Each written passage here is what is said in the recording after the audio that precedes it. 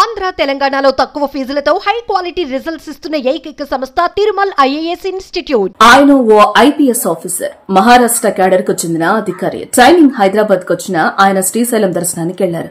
కానీ విధి వెంటాడింది. నల్లమలలో ఘోర ప్రమాదం జరిగి ఆ పోలీస్ అధికారి దుర్మరణం చెందారు.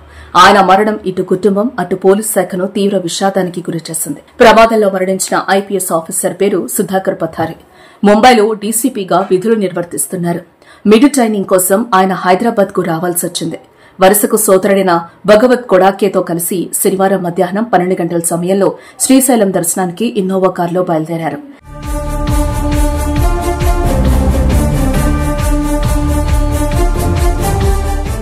నల్లమల్ల మార్గంలో దోమలపెంట సమీపంలో ఘాట్ రోడ్డు వద్ద వారు ప్రయాణిస్తున్న కారు ఆర్టీసీ బస్ బలంగా ఢీకొన్నాయి.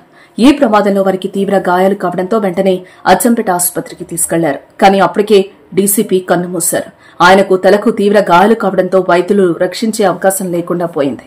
మరో వ్యక్తి భగవత్ కృష్ణారావు కూడా మరణించారు. ప్రమాదంలో చనిపోయిన ఇద్దరు ఒకే కుటుంబానికి చెందిన వారు కావడంతో తీవ్ర విషాద ఛాయలు అలుముకున్నాయి. వారంతా కన్నీటి పర్యంతమవుతున్నారు.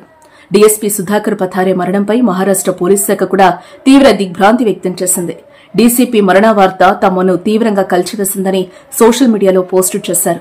సుధాకర్ పథారే సిన్సియర్ పోలీస్ ఆఫీసర్ అని, ముంబై పోర్ట్ జోన్, నవీ ముంబై ప్రాంతాల్లో ఆయన చేసిన సేవలు అనిర్వచనీయమని అన్నారు. డిపార్ట్మెంట్ తరపున సహ ఉద్యోగులుగా, స్నేహితులుగా ఆయన కుటుంబ సభ్యులకు సానుభూతి ప్రకటిస్తున్నట్లు ఎక్స్ వేదికగా వెల్లడించారు.